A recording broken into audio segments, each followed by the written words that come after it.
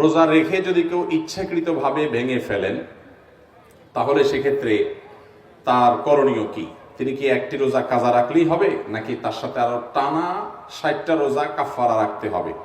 এটি ফোকায়ে কেরামের দুটি মত আছে। অনেক ফকিগণ বলেছেন যে শুধুমাত্র স্ত্রী সহবাস করলে যদি রোজা রেখে এবং এই জাতীয় কাজ করে তাহলে সেক্ষেত্রে তার জন্য রোজা কাজার পাশাপাশি কাফারা লাগবে। আর অন্য উলামায়ে কেরামের মত হলো যে না, বরং যেই কোনো ভাবে রোজা ভাঙবে, ইচ্ছাকৃতভাবে ঠান্ডা মাথায় যদি রোজা ভাঙে তাহলে সেক্ষেত্রে তার জন্য একটা রোজা কাজা এবং তার সাথে টানা 60টা রোজা কাফারা রাখতে হবে। মোট কয়টা রাখতে হবে?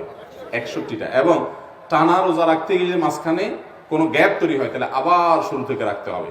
আর যদি এইভাবে টানা 60টা রাখার সক্ষমতা তার না থাকে তাহলে 60 জন মিসকিনকে খাদ্য দান করতে হবে। এর মাধ্যমে তার এই রোজার কাফারা আদায় হবে। রোজা রেখে ভেঙে ফেলা এটা খুব ভয়াবহ একটা বিষয়।